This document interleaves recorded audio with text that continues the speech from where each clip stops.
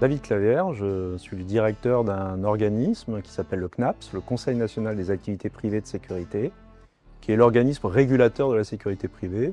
Qu'est-ce que ça veut dire? Ça veut dire que quand on veut rentrer dans le secteur de la sécurité privée, qu'on soit agent, chef d'entreprise ou même qu'on veut créer une entreprise, il faut avoir une autorisation, une habilitation du CNAPS. Et donc c'est un organisme aujourd'hui qui est rattaché au ministère de l'Intérieur.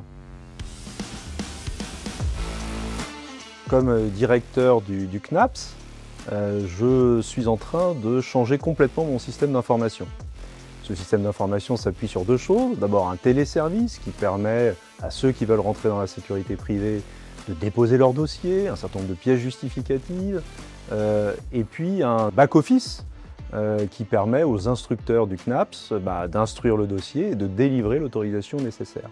On veut passer d'un système vieillissant, obsolète, qui s'appelle Drakkar, d'ailleurs, ça rappelle le Moyen-Âge, à un système qui ressemble plus à Star Trek aujourd'hui, c'est-à-dire qui prend en compte l'ensemble des évolutions techniques, évidemment, avec un objectif simple, c'est d'avoir évidemment quelque chose de fiable et en même temps qui soit tourné vers le client. Le client, c'est l'usager final, c'est celui qui veut rentrer dans la sécurité privée.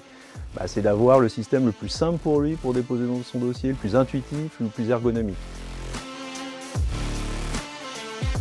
C'est ce côté compréhension du métier, en même temps humain, voilà, parce que derrière il y a de l'humain, ça compte aussi. Et puis cette base logicielle qui nous permettait de faire des développements avec déjà quelque chose qui existait.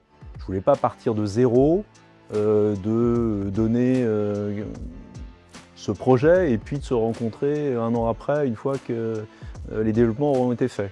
Donc c'est cette méthode agile, cette capacité à intervenir et à bien comprendre notre métier qui a été le plus important.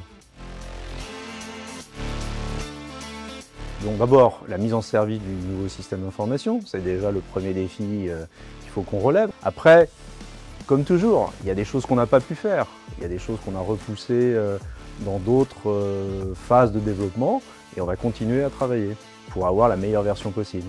Mais déjà, avec ce qu'on pourra faire et la mise en service au mois de décembre, on aura déjà quand même révolutionné la façon dont on s'adresse au client final. Et ça, c'est quand même déjà pas mal.